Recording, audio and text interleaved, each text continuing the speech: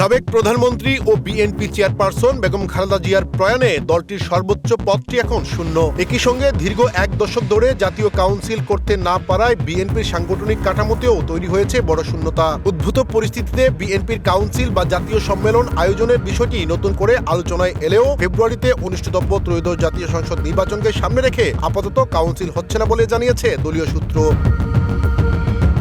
বিএনপির সর্বশেষ জাতীয় কাউন্সিল অনুষ্ঠিত হয়েছিল 2016 সালের 19 মার্চ। গঠনতন্ত্র অনুযায়ী 3 বছর পর পর কাউন্সিল করার বাধ্যবাধকতা থাকলেও রাজনৈতিক প্রতিকূলতা ও দমন নীতির কারণে গত 10 বছরে তা সম্ভব হয়নি। এই সময়ে দলের অনেক কেন্দ্রীয় নেতা মারা গেছেন, কেউ রাজনীতি থেকে সরে দাঁড়িয়েছেন, আবার কেউ নিষ্ক্রিয় হয়ে পড়েছেন। ফলে স্থায়ী কমিটি, ভাইস চেয়ারম্যান ও উপদেষ্টা পরিষদ সহ কেন্দ্রীয় কমিটির শতাধিক পদ এখনও শূন্য রয়েছে।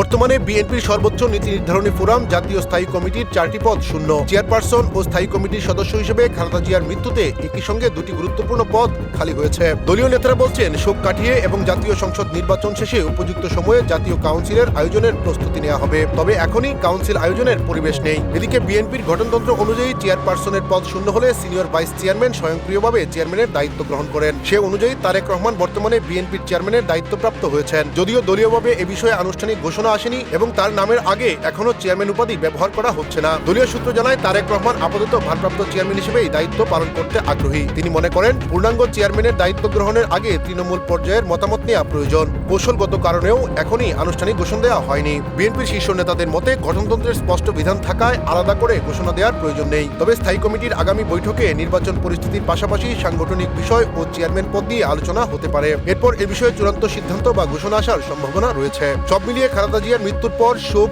নির্বাচন প্রস্তুতি এবং দীর্ঘদিনের সাংগঠনিক স্থবিরতার মধ্যে বিএনপি এখন একটি গুরুত্বপূর্ণ সন্ধিক্ষণে দাঁড়িয়ে, এমনটাই মনে করছেন রাজনৈতিক পর্যবেক্ষকরা। ইসলাম শামীম, সুখবর।